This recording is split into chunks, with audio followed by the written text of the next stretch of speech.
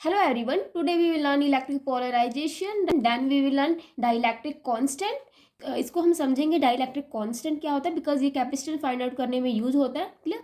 And at the end हम करेंगे how does a capacitor work. Right. So चलते हैं फर्स्ट स्लाइड पे. Electric polarisation. Clear. So see what is electric polarization. When we place a dielectric slab is in electric field, then the molecule gains the dipole moment, right? That means कि जब आप किसी dielectric slab को electric field में रखते हो तो उन जो molecules होते हैं किसके dielectric slab के उनके में क्या आ जाता है, dipole moment आ जाता है. क्लियर. dipole moment हमें पता है क्या होता है. जो भी मॉलिक्यूल्स होते हैं एक टाइप का इफेक्ट क्या करते हैं, फील करते हैं इलेक्ट्रिक फील्ड की वजह से एंड वो क्या करने लग जाते हैं, इलेक्ट्रिक फील्ड के डायरेक्शन में खुद को अलाइन कर लेते हैं. राइट. सो उसको बोला जाता है dipole movement. Clear. So see in such cases we say that dielectric is polarise. In situation में हम क्या बोलते हैं कि डाइलेक्ट्रिक क्या है, पोलराइज हो गया है. Clear. Yes, the induced dipole moment developed per unit volume in a dielectric slab on placing it in electric field is called polarization. Clear? कि डाइलेक्ट्रिक को पोलराइजेशन होने पे जो इंड्यूस्ड डाइपोल मूवमेंट आया ना डाइलेक्ट्रिक के अंदर. क्लियर.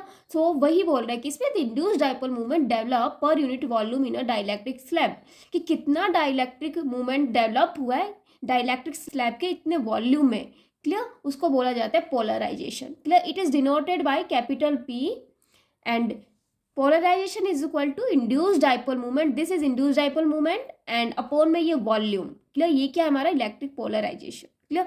इफ द वॉल्यूम इतने वॉल्यूम में कितने नंबर ऑफ एटम्स है उसको डिनोट करेगा तो यहाँ पे पर यूनिट वॉल्यूम की जगह क्या रखेंगे हम, number of atoms. Then polarization क्या हो जाएगा, product of number of atoms into में induced dipole movement. Clear. Got my points. Yes. So इसको डायग्राम में देखो. यस. यहाँ पे देखो ये मेटल प्लेट्स है. राइट. इसमें एक न्यूट्रलाइज है मेटल प्लेट्स इनिशियली.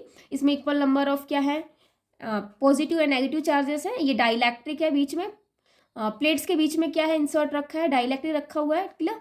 सो यहाँ पे देखो क्या बोला गया था कि the induced dipole movement develop per unit volume. Clear. इसको अंडरस्टैंड करते हैं डायग्राम से. सो सी when you put the dielectrics between the metal plates, जब आप डाइलेक्ट्रिक्स को मेटल प्लेट्स के बीच में रखते हो तो यहाँ पे क्या होता है, चार्जेस का सेपरेशन जो होता है ना, मेटल प्लेट्स के चार्जेस का सेपरेशन होगा. क्लियर. तो ये ए प्लेट जो है पॉजिटिव कंडक्टिंग प्लेट बनेगा, प्लस क्यू चार्ज रहेगा एंड बी प्लेट के ऊपर नेगेटिव चार्जेस हो जाएगा. दैट मीन्स कि A plate is positively charge plate and B plate is negatively charge plate.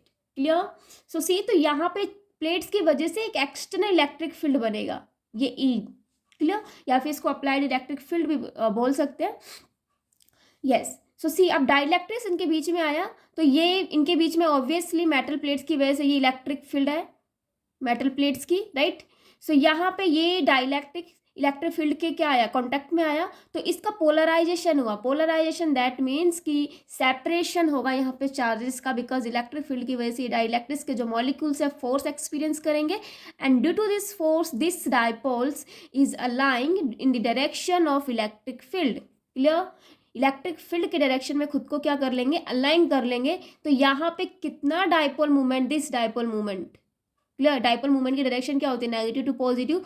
तो इस डाइलेक्ट्रिक्स के अंदर कितना डाइपोल मूवमेंट इंड्यूस्ड हुआ है पर यूनिट इसने इतने वॉल्यूम में, उसको क्या बोलते हैं हम, पोलराइजेशन. क्लियर. उसको क्या बोलते हैं हम, polarisation. Now see the induced dipole movement that means को पोलराइजेशन डेंसिटी भी बोल सकते हैं. Clear. In the induced dipole moment in dielectric slab is directly proportional to the reduced value of the electric field. So see what does it mean कि the induced dipole moment जो dielectrics के अंदर जो dipole का induce हुआ है वो किसके प्रोपोर्शनल रहेगा कि reduced value of the electric field. और देखो यहाँ पे ये डाइलेक्ट्रिक है, इसके अंदर इंड्यूस्ड डाइपोल मूवमेंट है. क्लियर. सो यहाँ पे एक्सटर्नल इलेक्ट्रिक फील्ड तो ऑलरेडी है मेटल प्लेट्स की वजह से. क्लियर. यहाँ पे डाइपोल्स का सेपरेशन हुआ था तो इनकी वजह से भी इलेक्ट्रिक फील्ड आया था, इंड्यूस्ड इलेक्ट्रिक फील्ड इस डायरेक्शन में. ये जो ब्लैक लाइन रिप्रेजेंट कर रहा है इंड्यूस्ड इलेक्ट्रिक फील्ड. सो सी यहाँ पे जो electric field, net electric field आएगा ना, एक्सटर्नल इलेक्ट्रिक फील्ड माइनस में जो ये डाइपोल की वजह से इंड्यूस हुआ है इलेक्ट्रिक फील्ड वो माइनस करेंगे तो यहाँ पे नेट इलेक्ट्रिक फील्ड आएगा. Get my points. तो उस पर ये डिपेंड कर रहा है कौन, डाइपोल मूवमेंट. यहाँ पे इस डाइलेक्ट्रिक स्लैब के अंदर जितना इलेक्ट्रिक फील्ड बचेगा उतने ही इलेक्ट्रिक फील्ड से यहाँ पे क्या होगा, डाइपोल्स का क्या होगा, मूवमेंट होगा. दैट्स वाई यहाँ पे बोला गया कि उसकी इंड्यूस्ड इलेक्ट्रिक फील्ड पे डिपेंड करता है किसकी, डाइपोल मूवमेंट. मॉलिक्यूल्स का। क्लियर? तो ये inside the electric field, external electric field के स्ट्रेंथ को क्या करेगा, रिड्यूस करता है। तो थोड़ा बन के आएगा, आप लेट सपोज करो कि इतना सा इलेक्ट्रिक फील्ड बन के आएगा।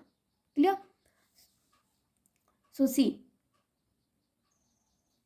यस, तो इंड्यूस्ड डाइपोल मोमेंट किसके डायरेक्टली प्रोपोर्शनल है, इलेक्ट्रिक फील्ड के। यहाँ पे ध्यान रखना, net electric field, reduced electric field बोल सकते हैं या फिर net electric field. Clear? And ये कांस्टेंट ऑफ प्रोपोर्शनलिटी है, इसका साइन हटा के हम यहाँ पे कांस्टेंट लगा लेते हैं जिसको बोलते हैं atomic polarisability. Clear? Atomic polarisability क्या होता है कि यहाँ पे डाइपोल जो भी डाइलेक्ट्रिक है कितना पोलराइज्ड हुआ है। क्लियर? उसमें एटम्स का कितना पोलराइजेशन हुआ है उसको डिनोट करेगा। सी, सो नेक्स्ट स्लाइड में देखो डाइलेक्ट्रिक कांस्टेंट क्या होता है। यस, व्हेन वी प्लेस, वैसे तो डाइलेक्ट्रिक कांस्टेंट डाइलेक्ट्रिक मटेरियल के लिए डिफाइन है। सो सी, when we place a dielectric slab between the parallel plates, the ratio of the applied electric field strength to the strength of the reduced value of the electric field is called dielectric constant of the dielectric medium.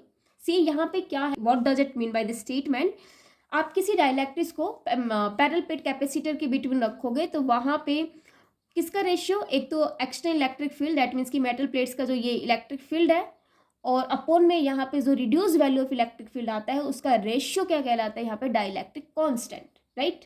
सो ये जो electric field है metal plates की वजह से, उसको हम बोलते हैं अप्लाइड इलेक्ट्रिक फील्ड या फिर एक्सटर्नल इलेक्ट्रिक फील्ड। अपोन में ये जो इलेक्ट्रिक फील्ड है रिड्यूस इलेक्ट्रिक फील्ड है डाइलेक्ट्रिक्स के अंदर। क्लियर?